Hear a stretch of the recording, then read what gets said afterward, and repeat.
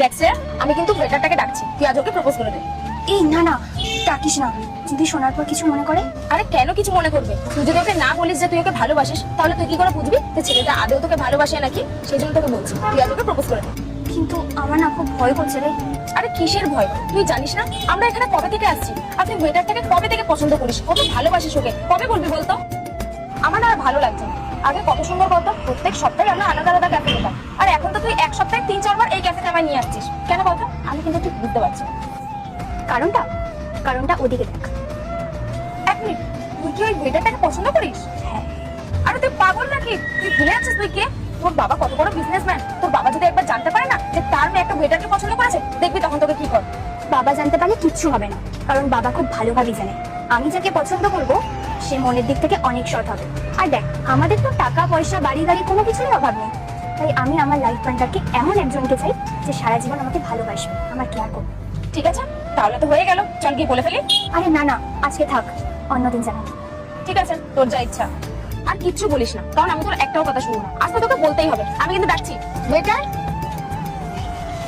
হ্যাঁ ম্যাম বলুন। বলছিলাম যে আমার বান্ধবী না আপনাকে খুব পছন্দ করে, আর বলতে পারেন ভালোবাসে। ম্যাম এটা আপনি কি বলছেন ম্যাম? আমি যেটুকুনি জানি উনি তো এখানকার সবথেকে বড় বিজনেসম্যানের মেয়ে, আর কোথায় আমি একটা ওয়েটার, কোথায় উনি এত বড় একটা বিজনেসম্যানের মেয়ে, এটা কখনো হতে পারে? না না, এটা কখনো হতে পারে না ম্যাম। এরকম মজা প্লিজ আমার সাথে করবেন না ম্যাম। আরে না না, আমরা মজা কেন করবো? আমার বন্ধু সত্যিই আপনাকে পছন্দ করে। এই শ্রেয়া, কিছু বল না, চুপ কেন আছিস?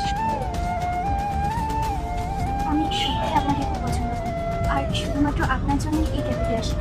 আচ্ছা, আপনি কি আমাকে পছন্দ করেন? কিন্তু ম্যাম এটা কিভাবে সম্ভব?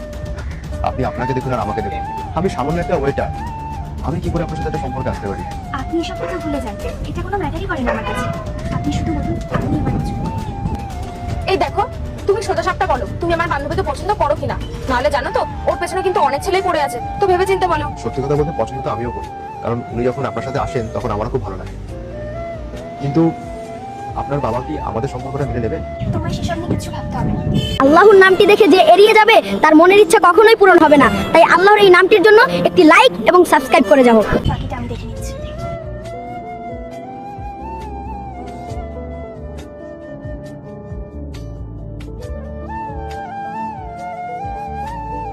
শ্যামা বল।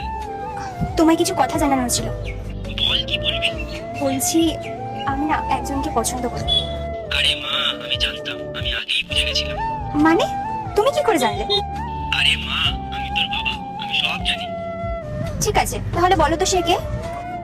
সে আর কেউ না, ওই রেস্টুরেন্টের ওই ওয়েটারটা যাকে তুই ভালোবাসিস।